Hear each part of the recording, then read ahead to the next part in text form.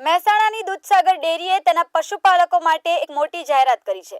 ડેરીની 65મી સાધારણ સભામાં ચેરમેન અશોક ચૌધરીએ પશુપાલકોના દૂધના ભાવફેરમાં વધારાની સાથે અન્ય કલ્યાણકારી યોજનાઓ માટે વધારાની જાહેરાત કરી છે।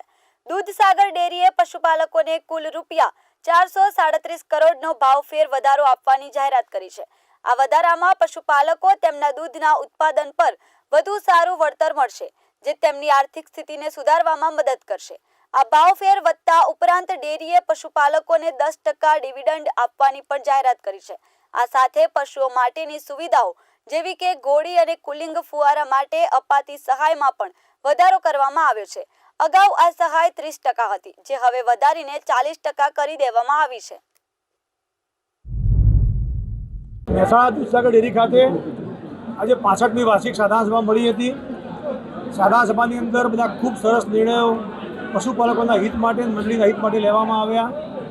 દર વર્ષે અમે જે વર્ષના અંતે ભાવ વધારો જાહેર કરતા હોઈએ છીએ, એ અમારું નિયામક મંડળ અસ્તિત્વમાં આવ્યું એ પછી પ્રથમ વર્ષે 321 કરોડ રૂપિયા, બીજા વર્ષે 375 કરોડ રૂપિયા, ગયા વર્ષે 402 કરોડ રૂપિયા ભાવ વધારો જાહેર થયો હતો। આ વખતે 437 કરોડ રૂપિયા ભાવ વધારો જાહેર કરવામાં આવ્યો છે। એના કારણે પશુપાલકોમાં ખૂબ ખુશી વ્યાપી છે। પ્રતિ કિલો ફેટ કેટલો ભાવ વધારો મળશે? પ્રતિ કિલો ફેટ એ લગભગ એવરેજ તમે ભાવ ગણો તો 982 રૂપિયા જેટલો આજનો આખરી ભાવ થાય છે।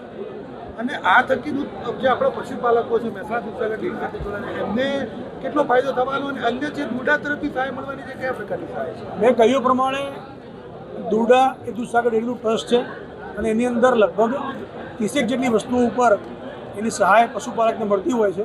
એ રોજબરોજની વસ્તુઓ જે લેવાની હોય પશુપાલક માટેની, એમાં એની અંદર જે 5-6 વસ્તુઓ જે રોજ જરૂરી પડતી હોય છે, ચાપ કટર હોય, ચાર લાવવા માટેની ટ્રોલી હોય, મિલ્કિંગ મશીન હોય, પશુઓને ગરમી વધુ પડતી હોય તો ઉપર ફુવારા મૂકવા પડે, આ બધી વસ્તુઓની અંદર વર્ષોથી માગણી હતી।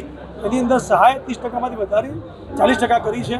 અને એનો જે વીમો અકસ્માતનો અમે જે પશુપાલકો લેતા હોઈએ છીએ, એ 2 લાખ રૂપિયા હતો, એ અકસ્માત વીમો 4 લાખ રૂપિયા કરી અને પશુપાલકને એ પણ એની અંદર ખૂબ મોટો રાહત થશે, એ રીતનું આજે કામ કર્યું છે।